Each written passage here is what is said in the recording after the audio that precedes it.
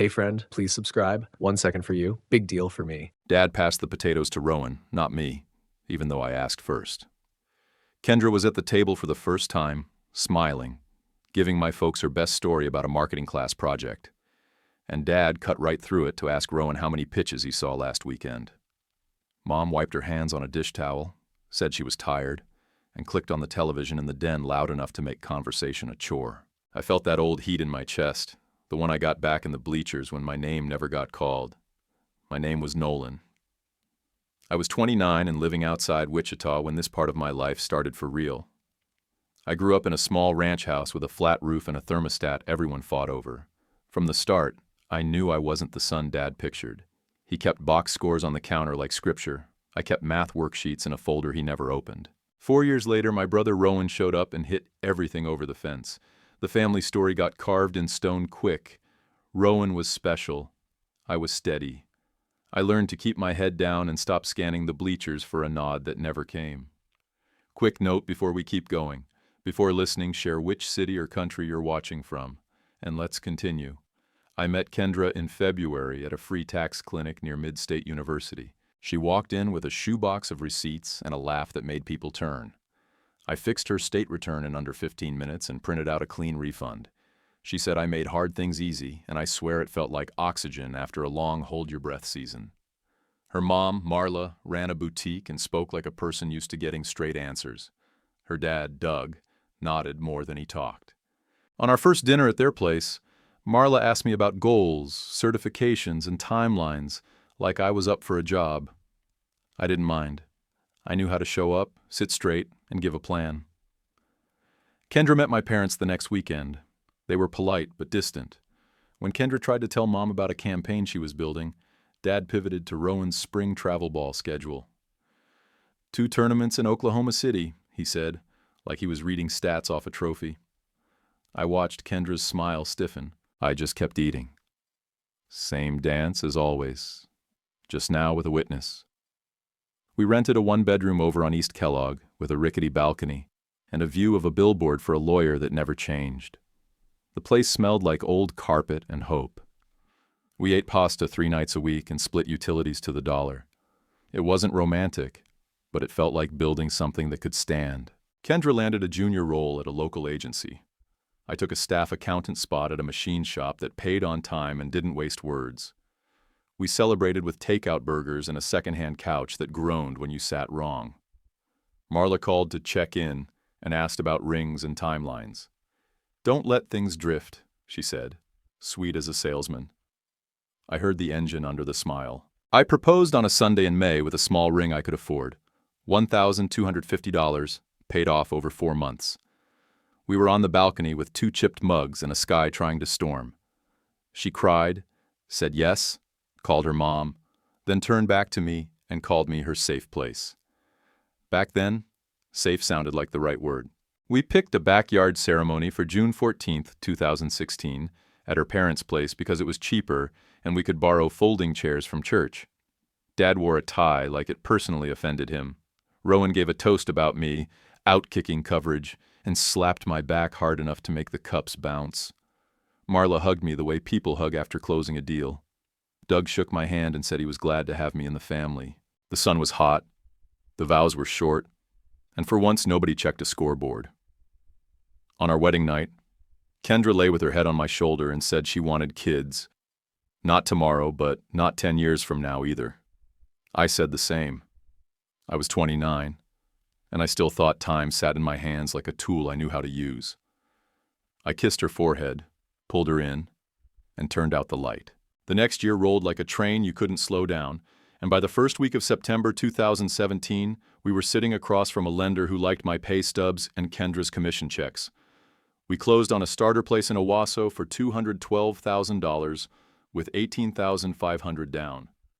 The keys hit my palm, and I felt the weight of them like a promise and a dare at the same time.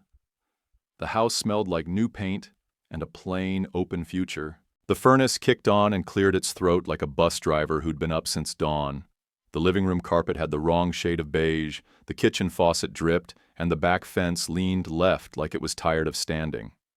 We carried in boxes and a mattress and ate pizza off a moving blanket. Kendra slid her fingers under my shirt and said, "We did it." And I said, "Yeah," because I didn't have better words than that. Marla showed up the next afternoon with a green bean casserole and a wall calendar that still had the plastic sleeve on it. She put it on the counter like an agenda, pulled out a pen, and circled Thanksgiving at their place, Christmas Eve at their church, and family photos mid-October with a smile that felt like a rule book. Kendra hung it on the fridge without asking me where it should go. I held a box of pots and pans and kept my mouth shut. Married people showed up, smiled, and survived. That was the script I knew. In November, Kendra's sister Tessa walked in with a new guy named Chad. He wore cologne loud enough to arrive before he did, and kept his eyes on his phone more than on faces. He complimented the paint color like he was reading off a sales sheet and asked if I had beer. By New Year's, Chad was gone and Tessa was pregnant. Marla moved like a general with a supply line. Crib assembled in their guest room, diapers stacked in the hallway, a white noise machine that sounded like rain, and a lot of family sticks, the kind of phrase that sounds warm until you feel how tight it squeezes. When baby Mason came in August 2018, the house rang like a bell. People dropped their voices to whispers unless they were bragging. I learned to walk laps with a crying baby. While Tessa crashed on the couch and Marla made tea, nobody drank. One afternoon, I held Mason against my shoulder and paced the length of the hallway until his cries hiccuped down. Marla watched me the whole time and said, "You'll be wonderful when it's your turn." The words landed soft and heavy. I nodded and kept walking. We started trying in September 2018. At first, it was fun, the kind of new routine that felt like a secret between us. Then it got scheduled. Apps, alarms, kitchen timers like we were baking something. After a while, I was staring at the ceiling past midnight, irritated at a body that didn't always clock in when called. I blamed stress and told Kendra it would level out. She said she wasn't worried, but her eyes kept darting to the calendar stuck to our fridge like a referee. At work, my boss, Gerald, pulled me into his office and said he wanted me to lead an accounting software changeover. "More hours for a while," he said. "Same pay until we're through. Big upside after." He had the tone of a man who thought after solved everything. I said yes because the mortgage didn't ask how I felt when it showed up. I printed the project plan, highlighted half of it, and started living on coffee in the back seat of my truck between installs. A guy from church softball, Vince, brewed in his garage and had a smile that made you believe he'd pull it off. He asked if I wanted to invest $12,000 in his brewery dream. I laughed and told him the timing was rotten, which was true, and the risk was too much, which was also true. He said no hard feelings and poured me a pale ale that tasted like the first day over 70 degrees. I told him it was good. It was. By April 2019, Kendra's mood rose and fell with every late period and every negative test. Marla texted links that promised miracles in bottle form: fertility boosters, cleanses, shakes. She'd add, "just in case." Like that softened the shove. Doug came over with a box and installed a swing in our backyard, for some day. He whistled while he worked, asked me for a level, and then took a picture of it like a man checking off a list. I put in overtime like sandbags before a flood, and stopped noticing the sound of our furnace in the night. The calendar turned mean. Kendra would come out of the bathroom, set a stick down a little too hard on the counter, and breathe through her nose like she was holding back a scream. I'd ask if she was okay, and she'd say, "I'm fine," in a way that meant we were both anything but. I bought vitamins and read articles I didn't want to read and avoided the word problem like it could hear me. One night in June, we lay in bed with the box fan clicking in the window, and Kendra whispered, "I'm starting to worry. Should we talk to someone?"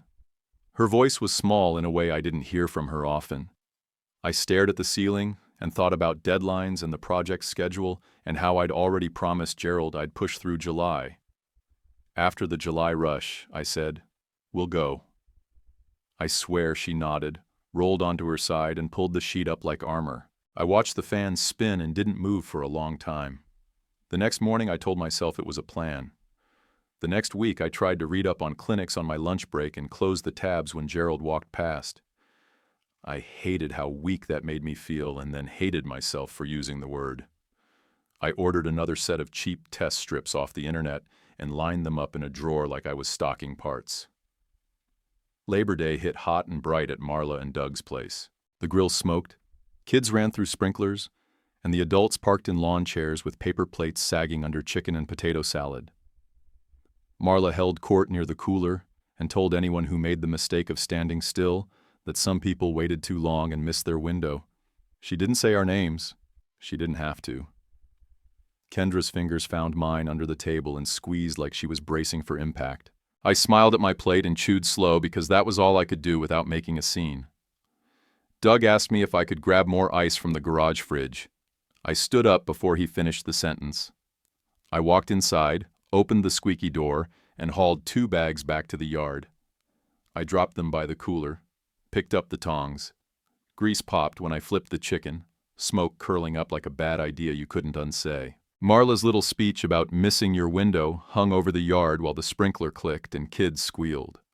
Kendra stood beside me at the grill, eyes on the tongs, hand squeezing mine under the table a minute earlier like a lifeline. When the last plate was scraped and the cooler was just melted ice and labels, we loaded the dishwasher in silent harmony. She dried her hands on a towel and said, low and even, "Let's call someone this week." I nodded because there wasn't anything left to hide behind. We met Dr. Harper in September. Her office smelled like sanitizer and lemon. She had kind eyes and a steady teacher voice, the kind that didn't let panic set the terms.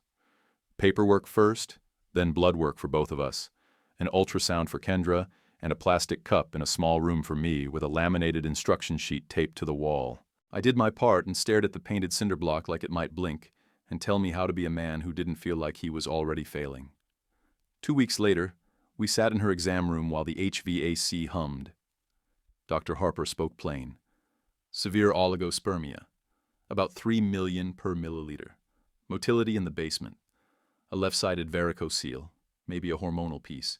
And she said stress could be kicking my ED in the teeth. She laid out a spectrum like a toolbox. Surgery, meds, intracytoplasmic sperm injection if we went the lab route. Donor, adoption. Her tone stayed even, like this was solvable and we just had to pick a lane. I heard low count, bad swimmers, and rare, and after that my brain fuzzed like the cheap radio in my old Buick when you drove past power lines. Kendra stared at the floor and picked at a loose thread on her cuff. "What are the odds?" she asked. "What's the timeline? How much are we talking?" Dr. Harper gave ranges, percentages, what insurance would and wouldn't do, and what hope looked like without lying. I counted ceiling tiles because it kept me from losing it. That night, Kendra acted like we were fine through dinner, then took a long shower with the fan roaring, even though the mirror still fogged. I sat on the edge of the tub and apologized, like I'd broken a tool we needed for the job. "This isn't your fault," she said through steam. Her voice didn't sound like she believed it. I reached for her hand. She let me hold it, and then pulled away to reach for a towel. Sunday dinner at her parents' place. Marla waited until the dishes were stacked, and Kendra and Tessa slipped outside with baby Mason before she cornered me near the sink. "Men fix things," she said, quiet and sharp like a knife you only use for one purpose. "I expect you to fix this." Doug hid behind a sports page like a hostage note and didn't look up. I nodded because I didn't have a better move, and because my throat felt like sandpaper. I turned it into a project because that's what I knew how to do. Over the next months, I swallowed vitamins until the bottle rattled like a maraca. Did a trial of enclomiphene. Kept tadalafil for the days when things wouldn't cooperate. Cut beer, slept better. Walked loops around our block after dinner. I started a folder with receipts, lab slips, appointment cards, a spreadsheet that tried to make sense of a body that didn't care about tables. It felt like managing a changeover at work, except the deliverable was my dignity. Thanksgiving came, and Kendra held baby Mason for photos, her smile strained but camera-ready, while Marla told neighbors in her church group that we were working on it, with the same tone she used for a kitchen remodel. I carried pies, washed pans, and swallowed the urge to throw a plate when someone told us God had perfect timing like he was running a package route. I nodded and scraped a casserole dish until the baked-on cheese gave up. Gerald kept pushing hours. Big upside, he said, and I believed him because I needed to. The raise showed up in March, $2,600 a year. On paper, it looked like a jump. At the grocery store, it looked like 2 extra carts of basics spread over 12 months. I said yes to every shift, every Saturday, every "can you stay late?" And more nights than I want to admit I fell asleep on the couch with a spreadsheet open and the TV flashing silent baseball highlights. January sucked the heat out of the house. One morning, I stood in the bathroom in front of the mirror with a mouthful of toothpaste and said out loud, "We could adopt." The word hovered there and didn't sting. It surprised me how right it sounded. That night, I told Kendra. "Maybe," she said, eyes on the floor. "I want one that looks like us first." Her voice didn't have any venom in it. It was just a preference dressed up as a rule. I didn't push because it was her face in the mirror, too. Dr. Harper kept seeing us. More blood work. Another scan. "Counts can fluctuate," she said. "The surgery is an option. We don't promise miracles." She explained the varicocele repair like a mechanic who knew the difference between hope and hype. I booked a surgery consult for November and circled the date on the calendar. Kendra nodded and then stared at the little circle like it could move itself closer. By February, the calendar on our fridge had more doctor visits than barbecues. We had abbreviations for everything, SA, BW, U/S. Like codes would make it easier. I kept my folder updated and paid bills as they hit. A slow parade of co-pays and pharmacy receipts that we didn't talk about in front of anyone. In the evenings, Kendra spent more time at her parents' place helping Tessa with Mason. "He's cutting teeth," she'd say, dropping keys on the hook. "She needs an extra set of hands." I said okay because you don't argue with a crying baby you're not holding. At church one Sunday, a woman I barely knew rubbed Kendra's arm and told her to just relax. I watched Kendra's mouth go thin and her eyes get glassy. On the drive home, she said, "I'm tired." She didn't mean sleepy. She meant hollowed out. I could feel the air in the car getting heavier and said the only thing I had left. "We're moving. It's not nothing." She looked out the window and didn't answer. I gripped the wheel like it might bolt. We had a follow-up with Dr.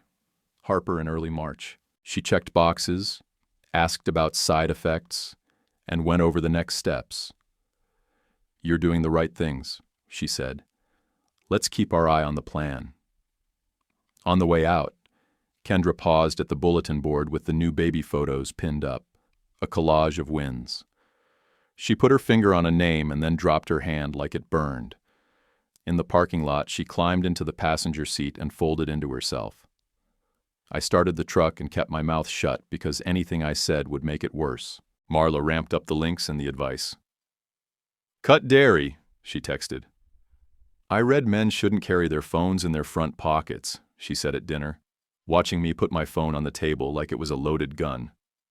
Doug came by one Saturday with a tape measure and installed a second swing under our elm for when cousins come over. He patted my shoulder like we were teammates. "It'll work out," he said. I nodded and brought him a beer I didn't drink. He took a picture of the swings and sent it to the family group chat. Kendra didn't look at her phone.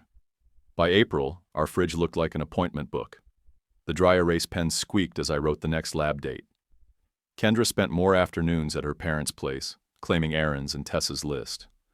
When I asked how she was, she said, "Tired," in that voice that meant empty. I took the marker cap off with my teeth, wrote down the new time Dr. Harper wanted, and pressed the magnet flat over the card. I capped the marker with my teeth, pressed the magnet flat, and stood there a second longer than I needed to. A week later, the deck started to sag like a tired knee. Kendra noticed it first and said we couldn't have people over with a trip hazard. Before I could call a contractor, she called Rowan. He showed up with a tape measure, a grin, and that easy way cashiers love. He thumped the joists, pronounced the ledger board criminal, and promised to get us right. The first day of work, I stayed late at the shop because Gerald dumped a month-end mess on my desk. When I pulled into the driveway after dark, the porch light made dust float like snow, and I could see Kendra and Rowan on the steps with cold beers sweating in their hands. She laughed at something he said. He tipped the bottle at me and called, "We saved you one." I told myself it was fine. My brother was helping us. We were saving money. That's what families did when they weren't tearing each other down. Saturday turned into a Rowan show. "Rowan's got a truck," Kendra said, when I dragged a pile of warped boards to the trash. "Rowan knows a guy at the yard," she said, when I suggested we price out new lumber ourselves. It was 100 small comments that felt like paper cuts you don't notice until your hands hit lemon juice. I swallowed them and handed Rowan the crowbar when he asked for it. He slapped my shoulder and told me to hold the post straight. I held it until my fingers shook. By July, the deck sat level and solid, and Tessa begged Rowan to coach Mason's t-ball team because "you're so good with kids." He agreed before the sentence finished. Kendra went to every game to help. My phone pinged with photos from her Instagram, toddlers whiffing, orange slices in sticky hands, captions that screamed "family" with too many exclamation points. When I slipped over after work in my grease-stained polo and stood by the fence, somehow I was cropped off the edge of the frame. I told myself photos didn't matter. It still stung. At dinner one night, Marla watched me set plates and took a breath like she was about to be generous. "It's not that Nolan is bad," she told Kendra right in front of me. "He's just not functional in every way." She said it like she was reviewing a blender. Kendra stared at her napkin. Doug pretended the salt shaker needed adjusting.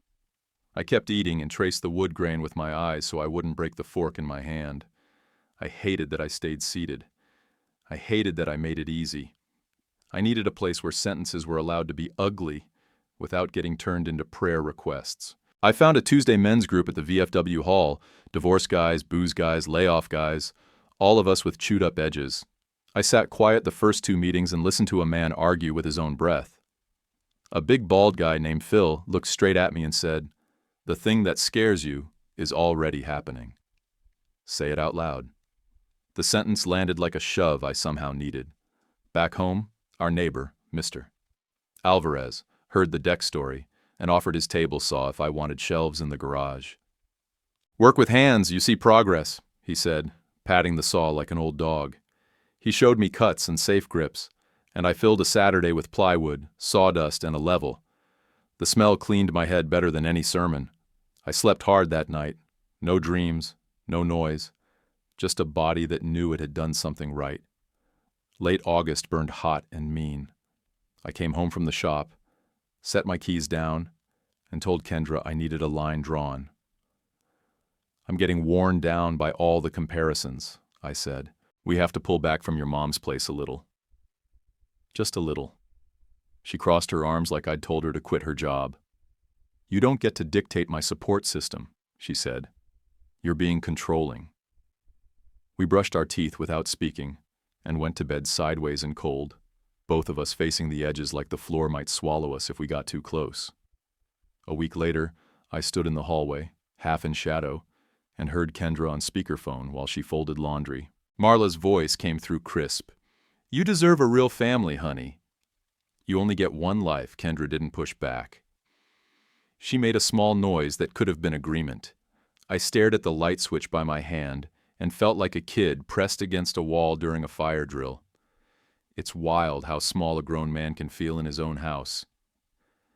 Sunday after church, Vince caught me in the parking lot and said he was doing a much smaller friends and family round for the brewery. "Don't laugh," he said. "We're talking $4,000 if you've got it, and I'll trade for grunt work on canning days if that helps." I thought about the deck, the photos, the calendar full of doctor visits, and the way my body felt after building shelves. "I can swing 4, I said, "and I'll stack cans, mop floors, whatever." He grinned like I'd given him a car. "I'll take sweatin' dollars in any mix," he said, and clapped me on the back. Dinner that night at Marla's was another performance. She asked Rowan to say grace like he was captain of a team, and then spent the meal adjusting the story so he was the hero of every paragraph. "Rowan knows a guy at the lumber yard," she said, even though I was the one who'd waited 2 hours for a delivery that never came. "Rowan's coaching so well," she said, while Kendra nodded and looked anywhere but at me. When she pushed dessert at me, she added, "Maybe skip the dairy, dear." I read something about men and hormones. I took the pie and ate every bite with a smile that hurt my face. That Tuesday, I told the VFW room what Phil had been waiting for. "My wife's mother calls me defective without the word," I said. "My brother's the comparison chart. I'm drowning in being almost enough." Heads nodded. Phil leaned forward. "Good," he said. "Now move." It wasn't wisdom, it was a command. I carried it out to the parking lot and into my truck. Mr. Alvarez loaned me the saw again, and we knocked out more shelves. He didn't ask questions. He pointed at my crooked line and said, "Measure twice, then let me fix it myself." That afternoon, I came inside with sawdust in my hair, showered, and stood in the kitchen when Kendra walked in, her cheeks windburned from sitting at the field. "How's Mason?" I asked. "He hit the tee," she said, like it was a real hit. I wanted to smile. I didn't have it in me. End of August, I tried again to set a boundary. "Let's skip this weekend at your parents'," I said. "We need a breather." She shook her head hard enough to move her ponytail. "I'm going," she said. "You can stay home if you want." That night she scrolled on her phone until midnight, and I lay there counting the seconds between the fans' clicks. The next week, she put Marla on speaker while she sorted laundry again. "You deserve a real family, honey. You only get one life," Marla said, same tone, same cut. Kendra murmured something like assent. I stayed in the hall in my socks, holding a cold glass of water I didn't drink. I waited until the call ended and walked in. "Did you hear that?" I asked. Kendra kept folding. "Don't start," she said. "I'm tired." I set the glass down harder than I meant to. It sloshed. The night I signed the check to Vince, the house was too quiet. I sat at the kitchen table with the dull light over the sink and filled out $4,000 in slow handwriting. My name looked like someone else wrote it. I took a photo of the check for my records and stuck the stub behind a gas bill. Kendra texted that she was staying at her parents' because Tessa needed late help. I stared at the ceiling until my neck hurt, then opened my phone and checked flights to anywhere farther than this mess. I had a mortgage and a ring on my finger and 1,000 tiny anchors that didn't care how tired I was. I closed the browser on the airfare page, slid the phone into the nightstand, and turned off the lamp. By the first Tuesday of September 2019, I was trying to act normal. I swung by the strip mall on Maple after work and picked up Thai, Pad See Ew for Kendra, green curry for me, extra napkins because the sauce always ran. I pictured us on the couch with the TV talking over us, the kind of quiet where you lean into each other because everything else is loud. The house was dark when I pulled in. Her car was gone. I told myself she was at Tessa's again. Maybe Mason had a fever, or Tessa had a meltdown. I set the plastic bags on the counter and pulled out the cartons, steam fogging my glasses. My phone buzzed. An Instagram story from Tessa, the kind I usually swiped past. My thumb hovered and I almost let it go. Then I tapped. There it was, Kendra on Marla's couch, laughing into Rowan's shoulder like he was the only person in the room. Mason crawled over both of them, drooling, grabbing at Kendra's hair. The caption said, "My favorite people," with 3 heart emojis. I stood there with a wooden fork in my hand and felt my pulse climb into my throat. I'm not proud of how fast I drove. I tossed the food back in the fridge, grabbed my keys, and was out the door before the mental brakes even squeaked.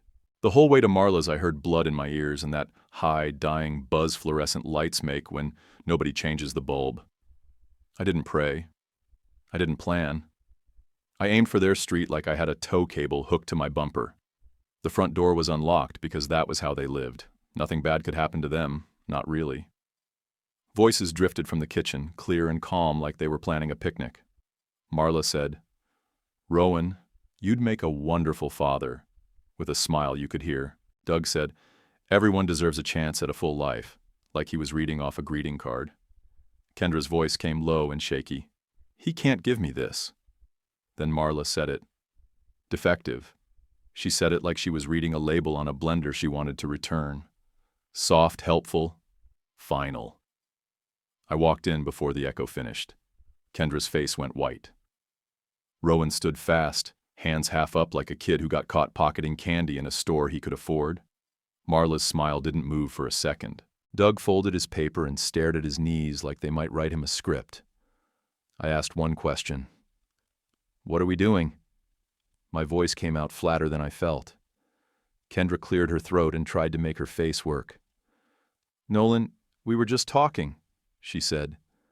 "We're trying to be honest about the future." Marla's voice got steel under the sugar. "We are having an honest discussion," she said. "You're a good man, Nolan. But Kendra wants children. Time is moving." Rowan took a half step toward me and stopped. "I never meant to hurt you," he said, palms open like a man warding off a dog. This got complicated." "Complicated is a leaky pipe," I said. "This is a choice." I looked at Kendra. "You called him." "You came here," Kendra swallowed and nodded. "I have feelings," she said. "I want a family. I don't see how that happens with you unless we use a donor, and I don't want a baby that doesn't look like you." I felt the room tilt. "We have options," I said, slower than I meant to. "We've talked to doctor. Harper surgery, ICSI, adoption."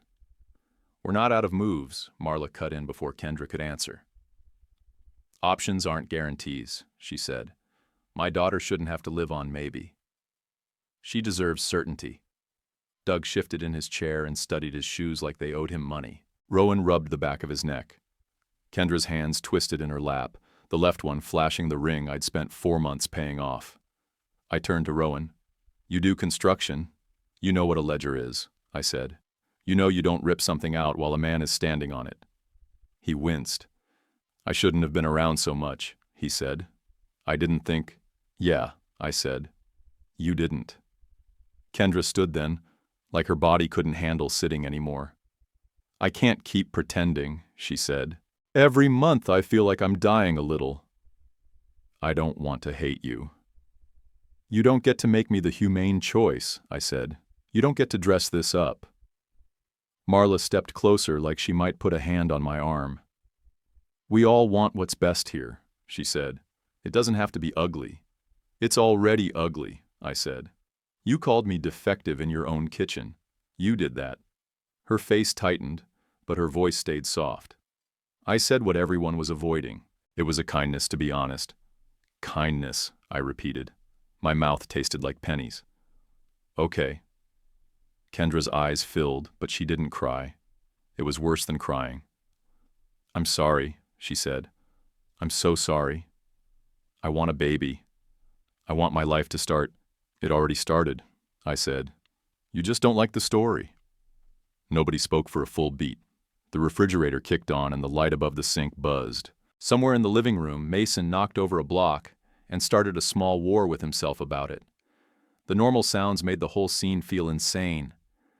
Something shut off inside me right then, like a breaker flipped. The panic fell away and left a cold, clean quiet. I nodded once. "Okay," I said. "Okay." I walked out without slamming the door because I didn't need the noise. The night air felt like a warehouse. I drove home on automatic and parked crooked in the driveway. Inside, the fridge light hit the tie cartons lined up like a joke. I pulled out a duffel from the closet and started packing clothes I could find without thinking. Jeans, socks, the good shirts I wore to meetings, the flannel I stole from a lost and found in college. I grabbed my shaving kit, a pair of boots, and the folder with our insurance cards. I pulled a pen from the junk drawer and flipped over a water bill. On the back, I wrote in block letters, "File for divorce. I'll have my attorney contact yours." My handwriting looked like a stranger's.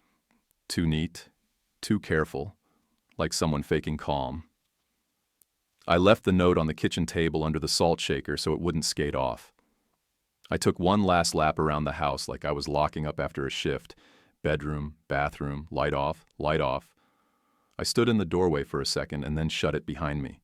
The next morning, I was in the parking lot outside a law office with frosted glass before the receptionist flipped the sign to open. The lawyer's name was Carver. He wore a gray suit and a face that said he'd seen every kind of mess and stopped drawing cartoons about it.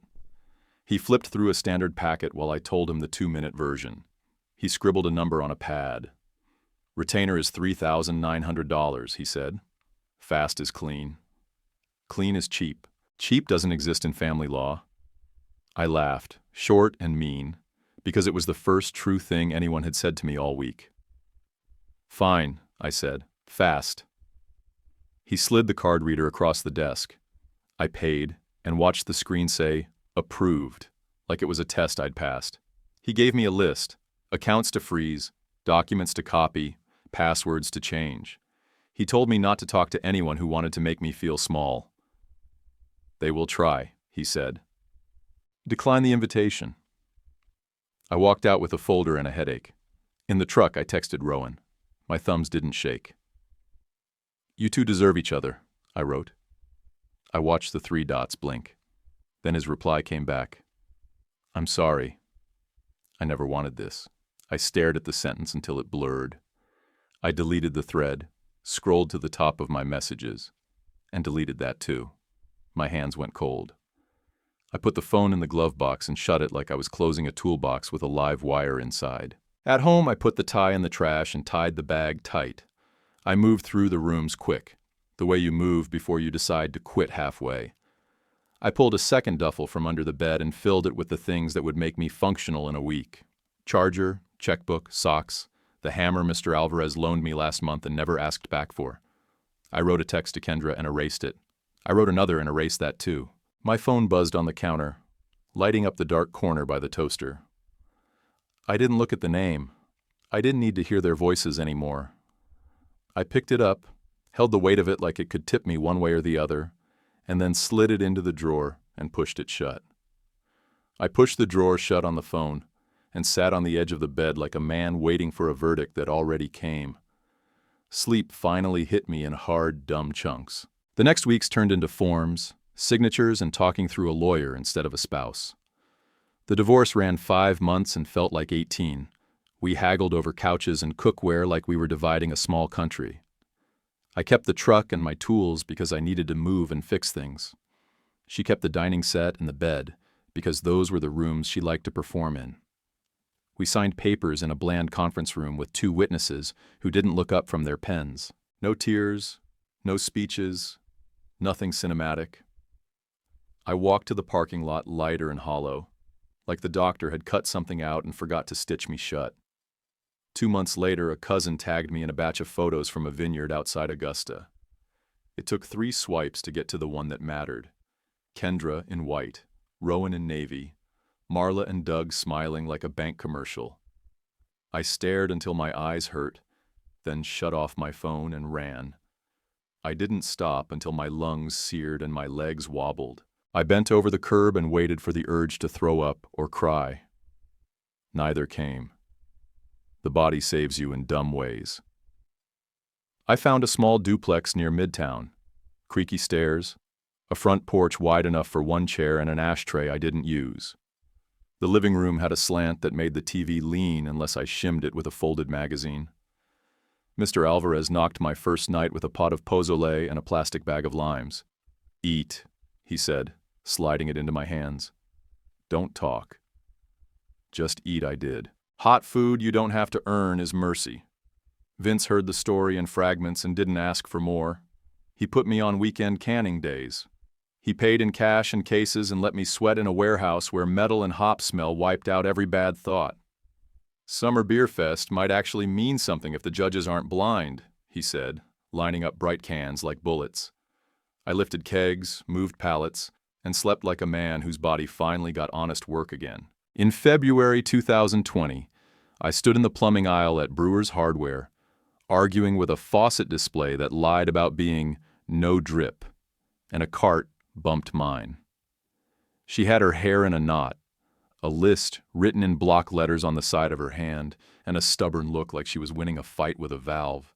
"Sorry," I said, backing up my cart. She snorted at herself and shook her head. "I've been cussing at this display for 20 minutes, she said. "If a faucet could press charges, I'd be in trouble." I laughed because it was impossible not to. We both reached for the same compression kit and got tangled in elbows. "Take it," I said. "I'll test my luck on the other brand." She smiled and put it back in my cart anyway. "You look like a man who reads the instructions," she said. "That's who wins in plumbing." We walked out with the same bag of parts and a plan to get coffee at the place next door while the snow spit at the windows like the sky was mad for no good reason. Her name was Deanna. On our third date, she told me she had an 11-year-old son named Caleb and a custody schedule that didn't bend. She didn't list the days. She laid it out like an operating manual. "Tuesdays and alternate weekends," she said. "His dad and I don't do surprises." I told her the worst thing about me without dressing it up. "I deal with ED some days," I said. "Counts are trash. I've got doctor letters if you want proof." She took my hand across the table and squeezed. "I like you anyway," she said. "The rest is logistics." Hearing that made something unclench in my chest I didn't know was there. We went slow on purpose. Bowling on Thursdays where the ball hit the pocket or didn't, and no one kept moral score. Chili at Alvarez's on Sundays, when he made enough for 3 families and sent everyone home with containers. Text threads that sounded like 2 people talking, not testing each other for cracks. One night in August, she asked, hands tucked in the pocket of my hoodie, "Would you ever be open to being a stepdad?" I said yes before the fear showed up, then admitted I was scared of what I couldn't give. She nodded like I'd read a line right. "We'll choose what we have," she said. "We'll let go of the rest." Work stayed simple. I kept a few bookkeeping clients, stacked cans with Vince when he called, and learned what quiet felt like when it wasn't punishment. Mr. Alvarez filled the porch with plants and taught me when to water and when to ignore them. One evening, Deanna and Caleb came by with a small toolbox because Caleb wanted to fix the wobble in my porch chair. He held the screwdriver like it might bite. "Righty-tighty," I said. He smirked and said, "I know," then tightened the bolt until the wobble stopped. He grinned like he'd lit a fire on purpose. Kendra texted me once that spring. "We should talk." I didn't answer. Marla called from a blocked number twice. I sent it to voicemail and deleted the recordings without listening. No contact was the only boundary that held. When the grief rose like a bad tide, I drove to Vince's and lifted until my hands shook, or I found a wall to lean against in the cold room, and let the Freon hum rinse me out. In July, Vince handed me a crumpled flyer for the beer fest. "We made the list," he said. "Bring whoever you want." I brought Deanna and Caleb. We stood under a tent while college kids lined up for free samples and boasted about IBUS they didn't understand. Caleb asked smart questions about tanks and sanitation. Vince answered like he was recruiting him for a job that paid in sandwiches. We went home sunburned and sticky and happy for no big reason. Those are the days I trusted again. The divorce papers came back stamped and filed, not a word I wanted to read. I boxed up my last things from the old place with Kendra, while a moving truck idled out front. We didn't fight. We didn't hug. She handed me a sweater I forgot and said, "This is yours."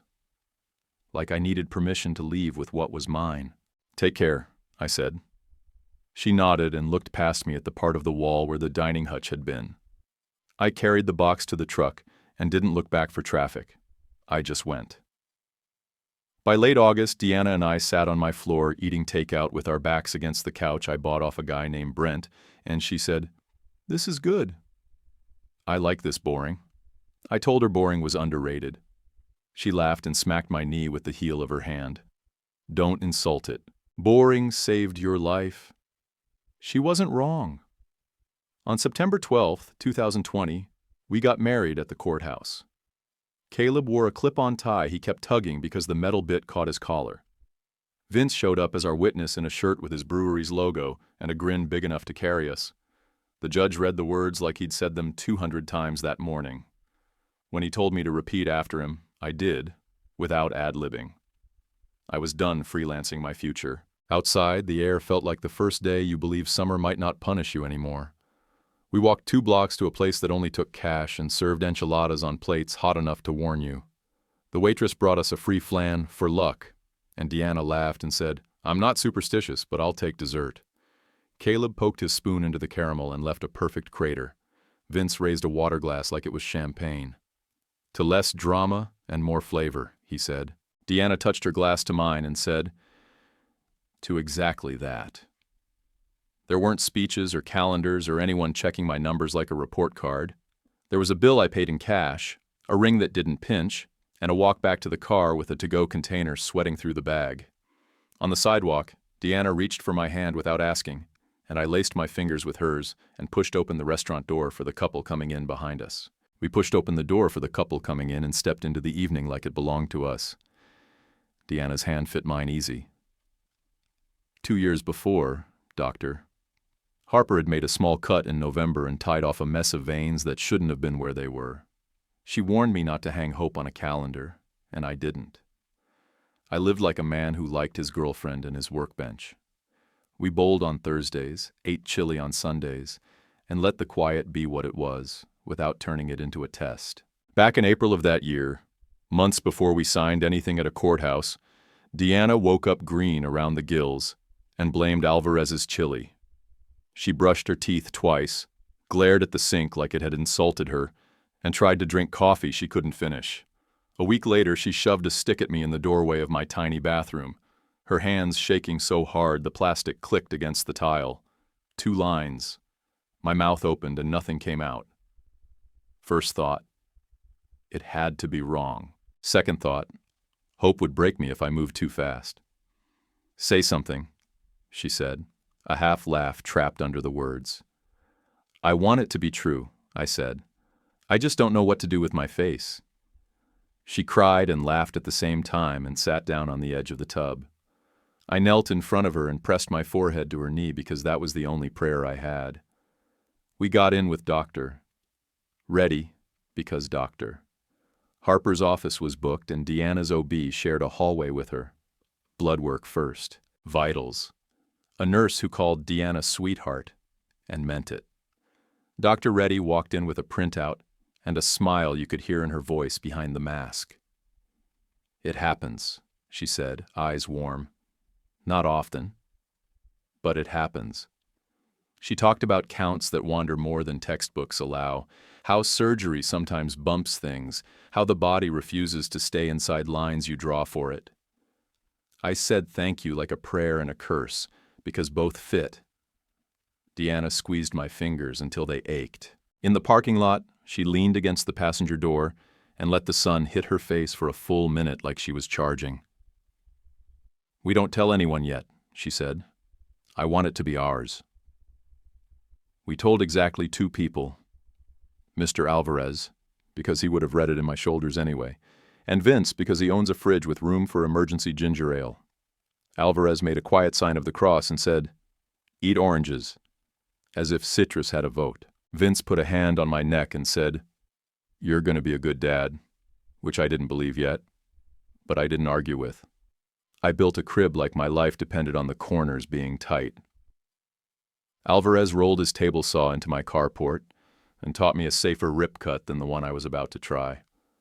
I measured twice until the tape squeaked and sanded until my hands went numb. I ran my palm over the rail until it felt like something you could sleep against without a splinter finding you. Deanna taped a sonogram to the fridge and started calling the blob Peanut, her voice getting lighter every time. Caleb wrote down a list of Big Brother jokes and practiced them on me until Deanna made him retire the ones about diapers and artillery. The doctor visits stacked up, and I didn't mind. Every good heartbeat made another brick set. Some mornings I woke up expecting the floor to fall out from under us, and it didn't. I fixed leaky faucets, balanced ledgers for clients who paid on time, and pretended I wasn't counting days on the back of receipts in my pocket. When Deanna's ankles swelled, I rubbed them. When she couldn't sleep, we watched bad TV and made fun of commercials in whispers like teenagers. December came with sharp light and air that cut your throat if you breathed too deep. Bennett showed up on December 29th, 7 pounds and 4 ounces of human who didn't care what my numbers used to say. Labor went from jokes to focus to a small, efficient storm. The nurse said, "You're crowning," like someone announcing a bus at a station, and then he was there, furious and pink and loud. I couldn't hold anything inside. I walked out into the parking lot and put both hands on the hood of my truck and cried hard enough to fog the windshield. I went back in and cried in the chair next to Deanna's bed, then cried again in the shower where no one had to steady me. I didn't have a better way to thank anyone. Nights got short fast. Mornings were loud and early. My heart felt like a door I hadn't opened since I was a kid who wanted things without bargaining. ED still showed up some months like a rain that wouldn't move on, and Deanna would kiss my forehead and say, "We are fine. Go to sleep." She meant it. I believed her because the crib was right there, and because our life finally had weight that wasn't shame. January turned into a rhythm. Feedings, laundry, invoices, naps in 10-minute slices. I learned to answer emails with one hand and bounce a baby with the other. Caleb held Bennett like he was carrying a grenade he was fond of, and read out loud from the weather app like the forecast could calm him down. On Sundays, Alvarez set a bowl of pozole on our counter without taking off his hat and said, "Eat before anyone cries." He knew his audience. Vince called in late spring yelling so loud I had to hold the phone away. "We meddled," he said. "State fair, baby. Silver for the pale ale. We are finally on a board that isn't just the one I made with a Sharpie. My tiny 4,000 turned into a piece of paper that claimed it was worth 26 on a good day. I didn't buy a trophy shelf. I bought nicer diapers and scheduled the electric bill on autopay so I wouldn't miss one during a growth spurt. Kendra's name popped up on my phone twice that summer, and I let it roll to voicemail. I didn't need her voice in the house. Marla emailed a link to an article about miracle babies, like that was an apology under a different name. I didn't click. It wasn't for me. I was measuring formula and wiping counters with one hand. The people who named me in a kitchen didn't get to tour this one. Gerald called in July from the machine shop and tried to sell me on better pay if I came back to run a new system. "We miss your reliability," he said, like I was a forklift. "I can give you a number." I looked at Bennett asleep on my chest, mouth open, breath puffing against my shirt like tiny bellows. "I'm good," I said. "I've got my own clients. I like seeing my kid in daylight." There was a pause on his end like he'd called the wrong person. "If you change your mind," he said. "I won't," I said, and I didn't. In August, the Metalment distributors tried our beer without pretending they didn't need us. Vince handed me a check and a grin. "Don't frame it," he said. "Spend it on something that gets used up." I bought a used glider that didn't squeak and a baby monitor that didn't cut out when a plane flew over. Deanna laughed at my research pile and called me accountant dad, which somehow felt like a cape I could wear. There were nights the house sounded like a machine shop. Fans, humidifier, white noise, the dryer knocking because a button got loose, and I found it comforting. We lived in a loop that didn't grind. When ED drifted back in, Deanna would climb into my lap and kiss my cheek and say, "We're not a test." We'd watch the game muted and pass Bennett back and forth like a warm loaf of bread. I stopped bracing for judgment that never came. Every so often I checked the folder from Dr. Harper and Dr. Reddy, not to torture myself, but to make sure my memory wasn't making up a different past. The numbers were still the numbers. The surgery date was still circled in ugly red. The fact that anything worked didn't rewrite the chart. It rewrote my sense of what a chart was for. I put the folder back and picked up a half-finished mobile for the crib made out of thin wood and fishing line, and I sanded each tiny star until the edges dulled. The day Bennett rolled over for the first time, Caleb whooped loud enough to scare him, then apologized like a man who'd spilled a drink at a fancy table. "You did that," he told Bennett. "You did a whole flip." Deanna laughed and clapped, then smacked my arm when I reached for my phone too slow. "You're the historian," she said. "Earn your title." I shot the video and sent it to exactly 2 people, Alvarez and Vince. Both responded with too many exclamation points, which I let stand. By September, my roster of clients was just enough to pay bills without stealing weekends. I set a bassinet beside my desk and learned to type around a sleeping baby. The sound he made when he breathed, that slow, soft rhythm, made everything else sound like nonsense. I kept a burp cloth over my shoulder and a calculator under my palm and kept our small house humming. One afternoon, while the light came through the blinds like lines on graph paper, I laid Bennett on my chest and opened my laptop. I reconciled an account to the penny, double-checked the payables, and clicked Send on 3 invoices, while he snored into my shirt. Then I stood up slow and carried him to the crib. Bennett to the crib, laid him down, and smoothed the blanket like that could keep everything still.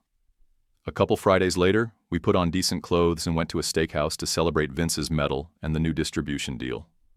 Caleb called it date night with protein and stayed next door with Mr. Alvarez, who swore he'd text if Bennett even sighed funny. We got a booth under warm lights, the kind that make everyone look like they slept well. The first bite of ribeye made my eyes close. Deanna reached for my hand and squeezed once like a signal we were good.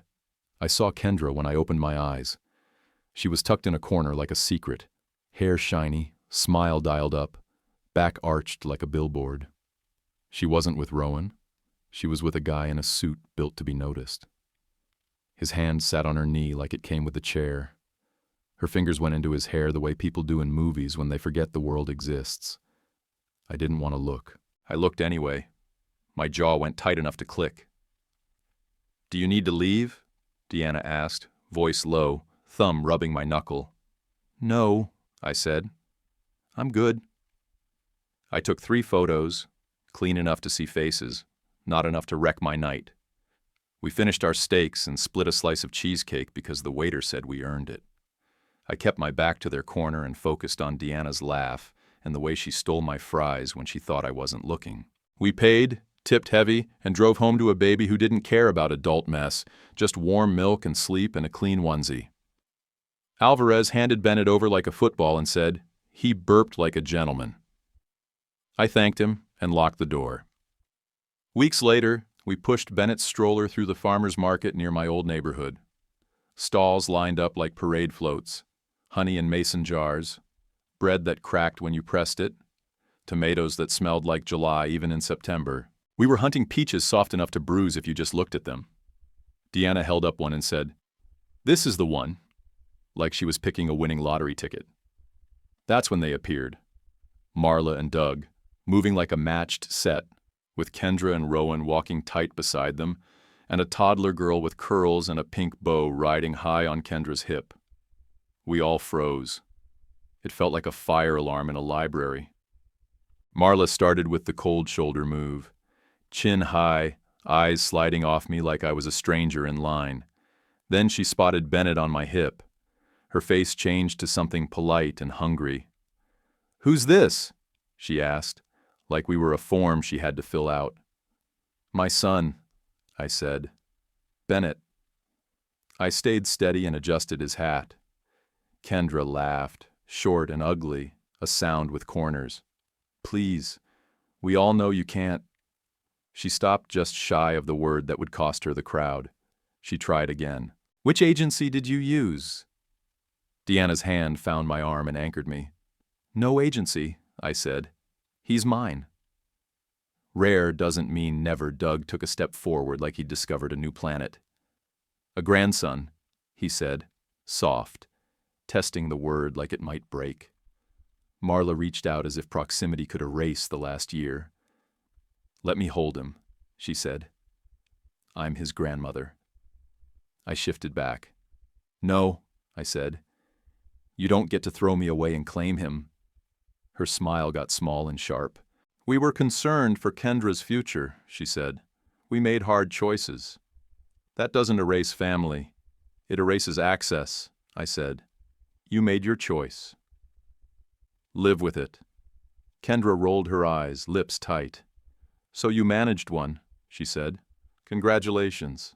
Some of us have real families." She bounced the toddler on her hip like a prop. I looked at Rowan. He studied the ground like it had answers. He opened his mouth and closed it again. "Nolan," he started, voice low. "This isn't—" "Don't," I said. "Not here." Deanna stepped half in front of me, calm as a stop sign. "We're getting peaches," she said. "Please move so we can pass."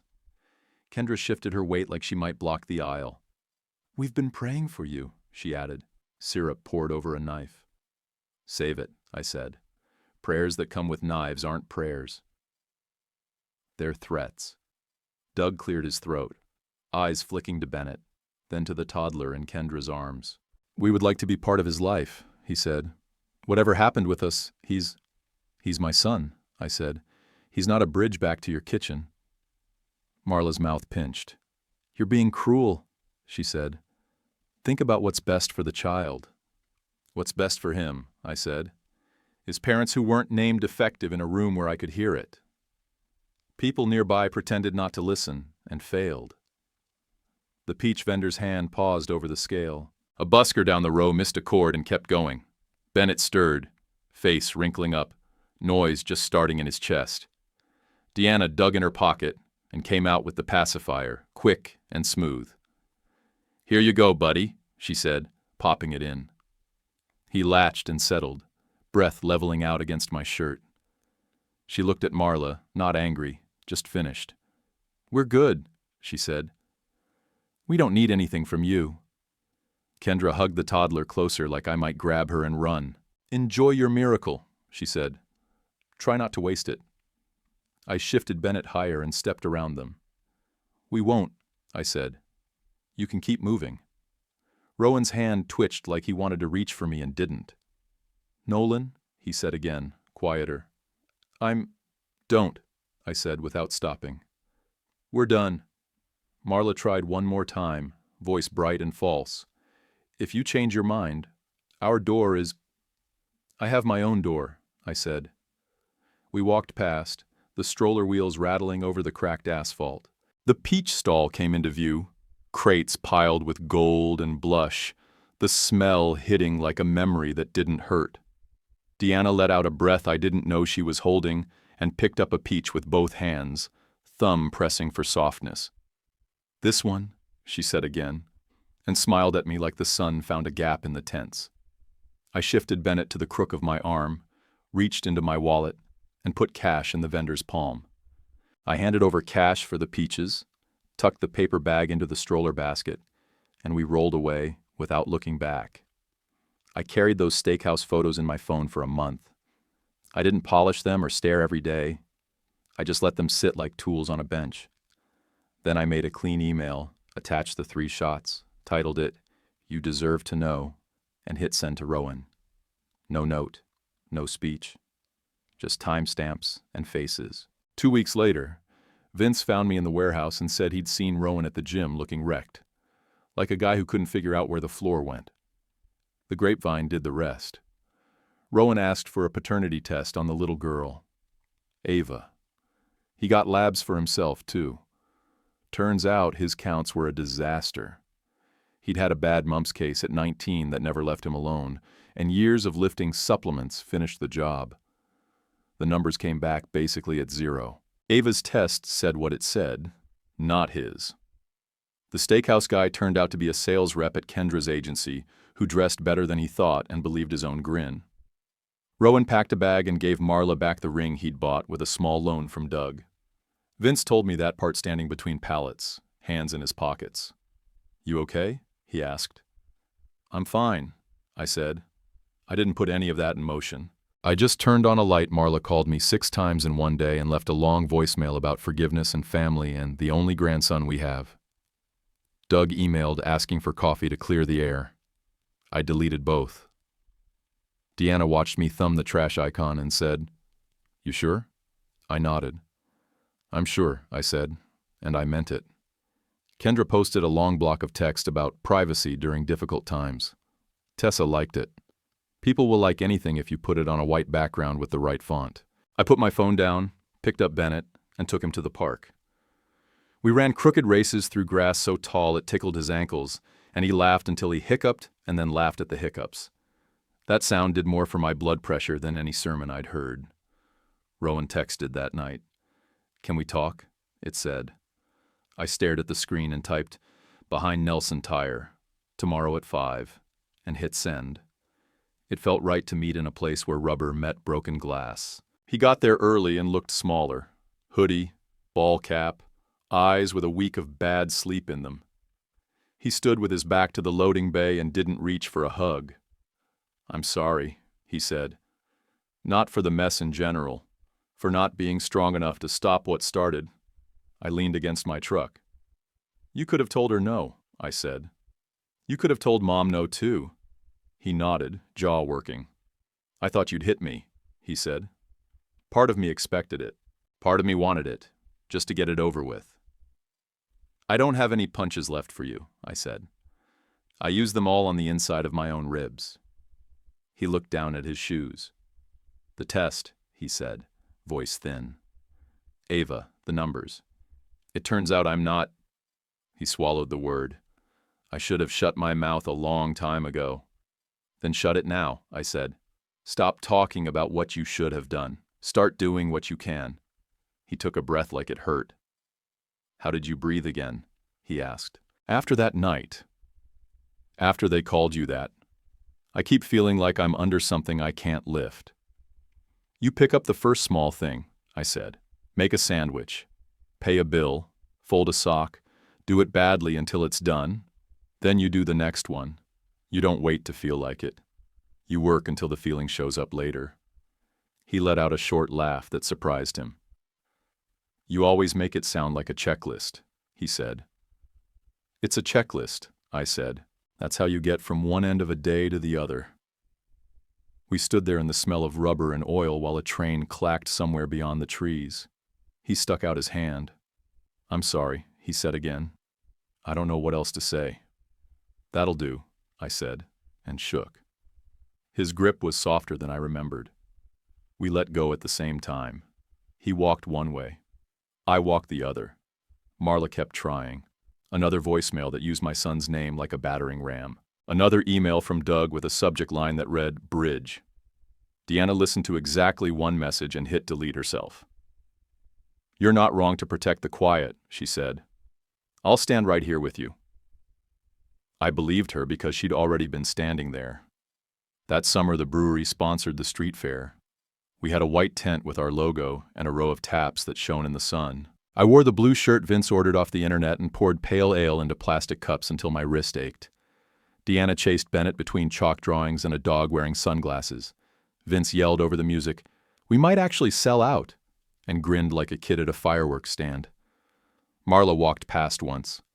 Daylight made her look older, less polished. Her eyes landed on my son like she could will him closer by staring hard enough. She didn't stop. Neither did I. I pulled the tap and filled another cup. I pulled the tap and filled another cup, foam just kissing the rim, and handed it to a guy in sunglasses who said he loved the hops like he invented them. That was the last time I saw Marla's eyes slide past me like I was a smudge on a window. I wiped down the counter and kept moving.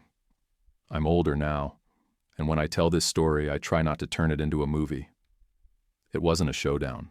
It was traffic, paperwork, and 1,000 small humiliations you either swallow or spit out. I swallowed too many. I don't do that anymore. People ask about forgiveness like it's a door you walk through once and the room smells better. For me, it was a fence I built at the edge of my yard. I knew where it was and why it was there. Some folks didn't come past it. That wasn't anger. That was the map. Deanna would see me pause at that fence and touch my back. It's there to help you, she'd say, not to trap you. She was right, and I kept it painted. I still had ED some months. We learned the dance, jokes, patience, the kind of touch that wasn't a test. If you're a man with numbers on a lab sheet that hurt like a punch, I'll tell you straight, you're not a busted engine. You're a person. Lose the shame. Keep the doctor. Take the pill when you need it. Throw the paper away when you don't. The bed isn't a scoreboard. It's a place to sleep, laugh, and be kind in the dark. Mr. Alvarez passed last winter. The porch light across from ours stayed off for 2 nights, and then his nephew knocked with a small box. Inside was his dad's hammer and a folded note that said, "Use this hard." I fixed a loose stair with it the next day and cried halfway through for no reason and every reason. Tools matter. People more. I hung the hammer on a nail by my workbench where I could see it when the world got loud. Vince's place hummed now. Tanks shiny, hoses coiled right, orders on clipboards that didn't get lost. I still owned a small slice and stacked cans next to 20-year-olds who thought beer invented friendship. Sometimes it did, for me. We sponsored a youth baseball team named the Owasso Bad Hops. Lime green shirts with a cartoon hop cone wearing a frown. I laughed every time those kids ran out of the dugout like the grass was on fire and they were the water. Home stayed simple in the best way. Deanna fell asleep with a paperback on her chest most nights, glasses still on, breathing steady. Caleb started trade school for HVAC and called me for advice he didn't need, just to hear the shape of an answer. Lefty-loosey unless it's union, he'd say, testing me. And I'd tell him to bring home a practice thermostat so we could wire it on the kitchen table. Bennett went to kindergarten all elbows and questions, hair sticking up like he'd argued with the pillow and lost. He looked nothing like a lab report. He looked like my kid. Every so often, Doug emailed asking for a photo for Marla, or Tessa forwarded a fundraiser link with a subject line that read family support. I didn't answer. It wasn't cruelty. It was accuracy. The people who sat in a kitchen and named me defective didn't get to rewrite my story now that it was working out. Deanna would glance at the screen and raise an eyebrow. I'd click archive and say, fence, and she'd nod and go back to underlining a sentence in her book. The day I sent those steakhouse photos to Rowan, I learned something I wish I'd known earlier. Sometimes the kindest thing you can do for yourself is to let the fire burn where it belongs and keep your house watered. You don't have to rescue every building. You don't have to stand in every smoke cloud. I had a house to keep. It was fine. It was full. That was enough for me and the people who slept under my roof. On a warm evening when the sky went the color of old nickels, I took Alvarez's hammer off the hook, checked the porch rail, and tapped a nail flush. Bennett yelled from the yard that his hopcone team needed a coach for pretend, and Deanna laughed from the steps with her book half closed. I set the hammer down on the railing, picked up the garden hose, and turned the water on low. Was cutting off Marla and Doug the right call, or should I let them meet Bennett? Leave your answer below. Subscribe for more. YouTube picked this for you. Tap it. Let's see if they guessed right.